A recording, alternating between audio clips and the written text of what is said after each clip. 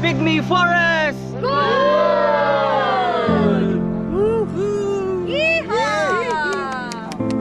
Tara summit ay. Okay, lagi matulong ang lalipot mo. Pygmy Forest. Sapot.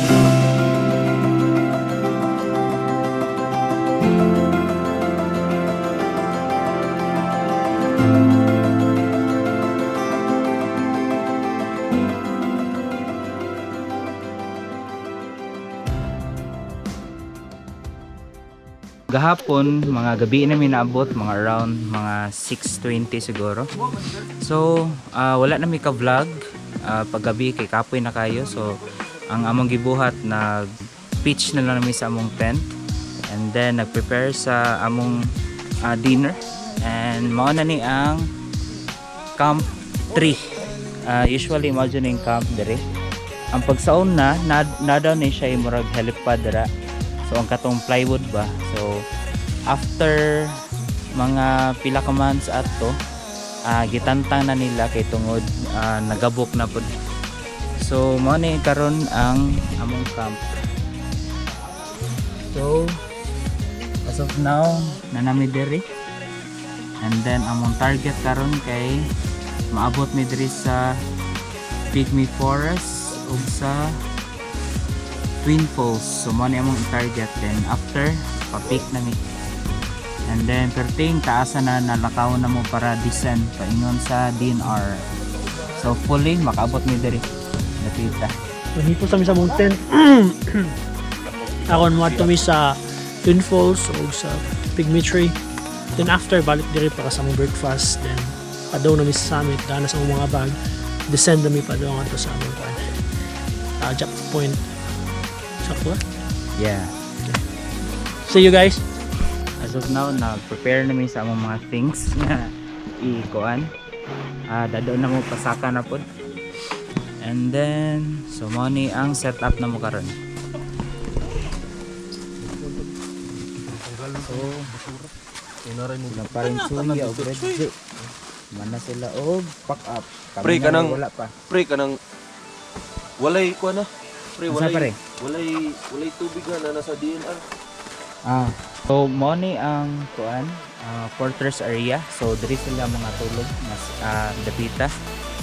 So at least naaray katulgan ang atong mga porters. So para safe ra pud sila, para di na pud sila makasulog mo o mag-set up silang tent. So mo ni ang kitchen area dapit.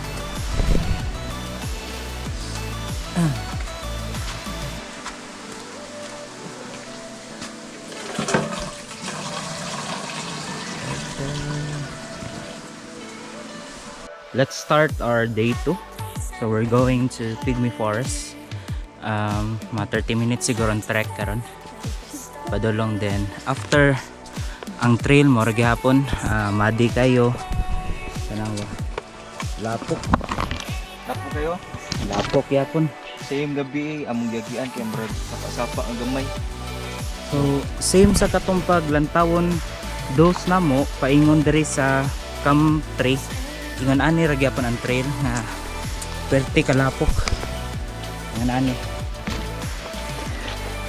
So amo lang ni siya ang paspasang gamay kay murag ang time na to.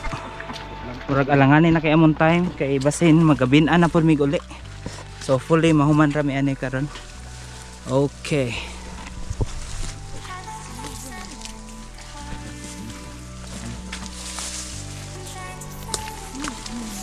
Along the trail, puro bonsai trees ang naa diri. So mo ni. So puro ni siya bonsai trees. So mo ni siya usa sa nakanindot sa hamigitan. So dili ni siya usually nga makita dito sa patag. 10 minutes pa mi gikan sa among kuan campsite. So same ra gyapon ang trail. So ang among si Sir John, mga si Sir John, among joiner sa among group. And then nanatay makita nga Mosi Forest. So akong ipakita.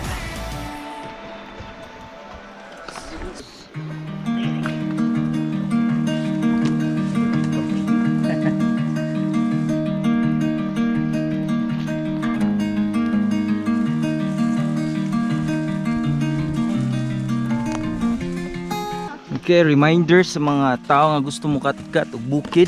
Well, it is advised nga before mo katkat og bukid, at least mag-jogging mo 1 month prior sa climb. Kay kung mag-climb mo, kinahanglan gyud og stamina. So di gyud siya lalim mag-climb og mountain kay kutasan gyud ta. Especially if assault meaning patungas, and there are mountains nga sige laga assault permi. So para di maglisod, practice sa daan. Okay, so later after na mo sa Pygmy Forest mo proceed na mi sa peak, and expected na mo nga taas-taas ni nga assault kay padung naman sa peak. Basta padung sa peak, assault na gyud na permi.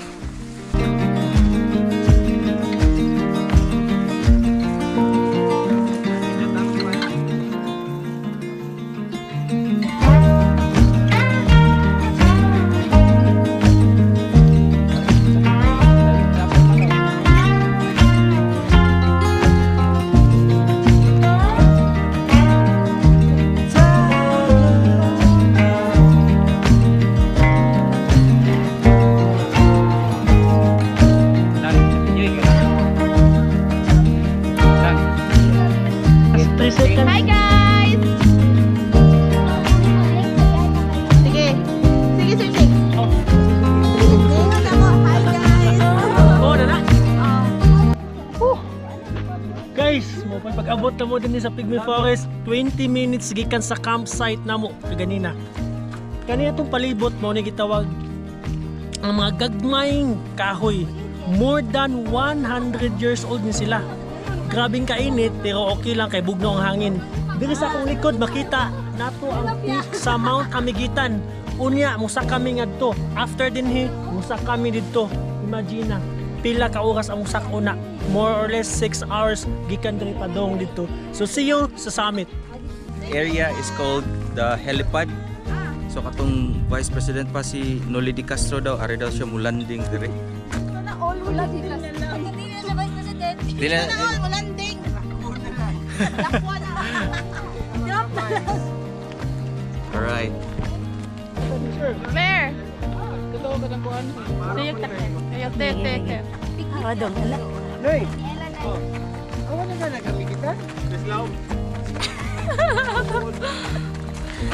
Tignan mo, Kulik. Anak tuyok. Pygmy Forest.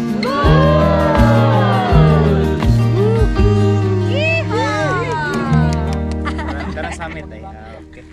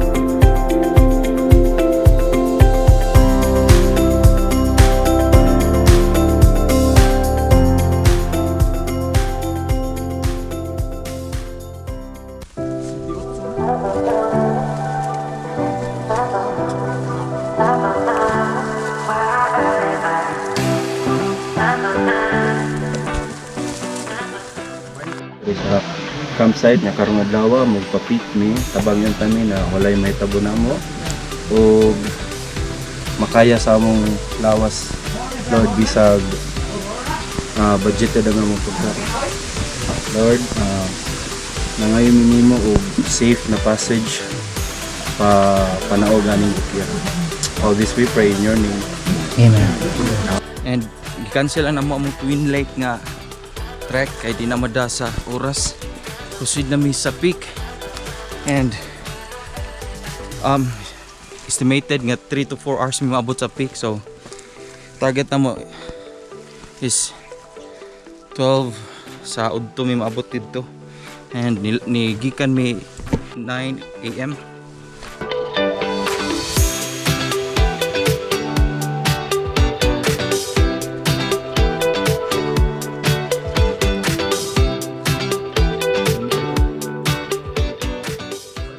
Alright, it's almost 10:30 AM. 1 hour na mi nag-trek gikan sa camp padung sa peak.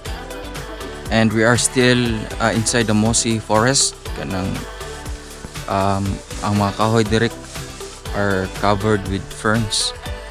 So nindot siya tan-awon gyud.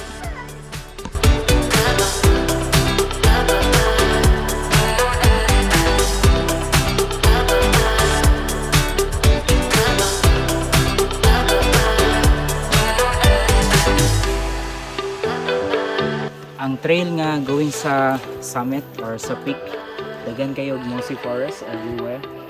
So nindot kayo siya og view diri guys. Tanawa. Lumot kaayo. Nindot kay view. So mo na atong makita along the trail. Super nice kay ang hamigitan.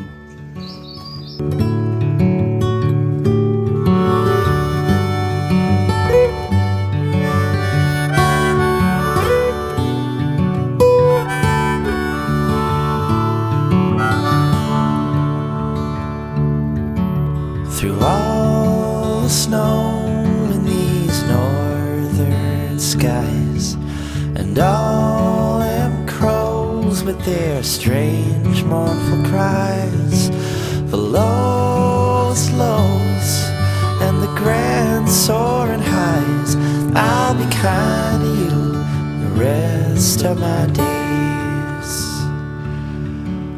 Through all them shadowy barbed wire streets, and all them lion servants in their parliamentary seats. Alright.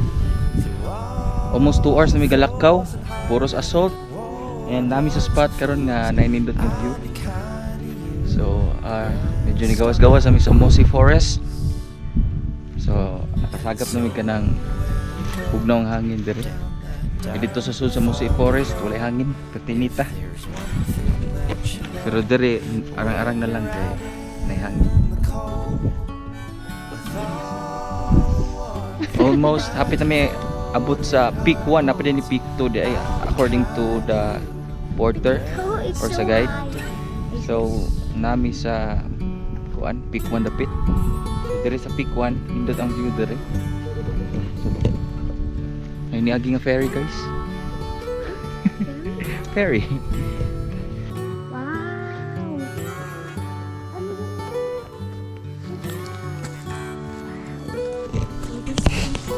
And at the other side of the peak 1, ni ang iyang view. Through all the gloom in these West Coast rains, and all them lonely faces, them rush hour subway trains, the things that you know deeply but can never be explained, I'll be kind to you the rest of my days. And so when you go, take this nagapangga. promise for Right guys, hapit namin sa peak. Ito na ang peak. Yan na. Wala lang mga 30 minutes to 1 hour siguro. 30 minutes. Oh. Ito na yung dali-dali para picture-picture makapahuway na ta. And nagpiti-piti na akong cellphone kay diri dapit sa peak. Daghang nay signal.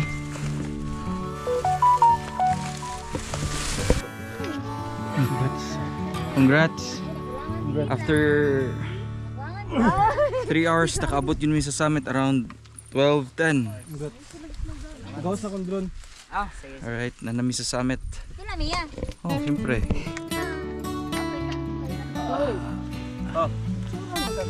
Okay na. Gawot si. Barug, kita barug ay. Time man ka ha. Sorry. Uy! Oh, ay. Go for sure natal no. Ha? Oo. Nakuha na ko, wala na ko masuot. Alright, dili sa amin. Pinakataas nga point sa Hamigitan. So, totoo, mga ako namin. So, natuman kita tong target no, alas 12. So, okay kayo. After the race, descend namin padung sa DNR. Kuan ang tubig sa water source nga naraman na sa yuta. Ang ano man, be. Naman be. Ano man. Matired ba sa dambak? Musaw rin sila. Settle down sila ang ba niya mo na. Ang makatch ni mo kato na lim. Ako, na-tired man sila. Na-tired. Mura na sa kuan sa to wala pang 15 minutes. Oo, be, kata. Okay, tagak ni mo kay Shock masyak. sila. Ako ba nag-freestyle man lang. Ako ba nga manggahi, kinasok. Nagpun na tayo. Mamatay ang kagawin mo. Gataki, kinasok. Mura nanay scientific studies gid na. Congrats! Thank you. Buen camino. Easy. Grabe sa One a piece of cake. 4 hours, not bad. Conquered Hamigitan!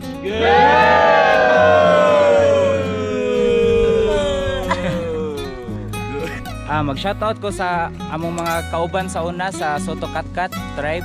Si Parikoy, Rayan, ug iyang kanang anak si Aliana, dayon and the rest of the gang. Sean Okat. Okay. Among magpahuway sa peak sa Mount Hamigitan, mag-descend na may para adto mi sa DNR balik. Alright, enjoy kami, chill, kaon, chika-chika kadiyot. And now, enjoy lang sad namo ang descent. Alright, let's go.